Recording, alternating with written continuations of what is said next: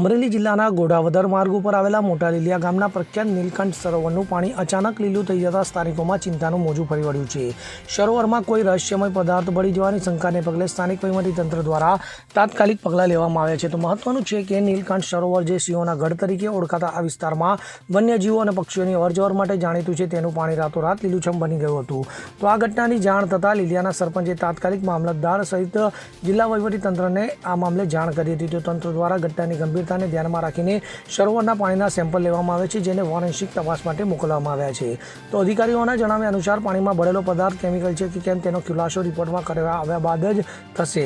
સ્થાનિક લોકોએ આ મામલે ઊંડાણપૂર્વક તપાસની માંગ કરી છે અને જો પાણીમાં ઝેરી પદાર્થ ભળ્યો હોવાનું જણાય તો દોષિતો સામે કડક કાર્યવાહી કરવાની માંગ ઉઠવા પામી છે। તો તંત્ર દ્વારા હાલ સઘન તપાસ ચાલી રહી છે અને રિપોર્ટની રાહ જોવામાં આવી રહી છે। Bureau report CN24 news. હવે જુઓ દેશ દુનિયાની તમામ ખબરો તમારી આંગળીના ટેરવે। ઉઠાવો મોબાઈલ અને ગૂગલ પ્લે સ્ટોર પરથી ડાઉનલોડ કરો અમારી CN24 ન્યૂઝ મોબાઈલ એપ।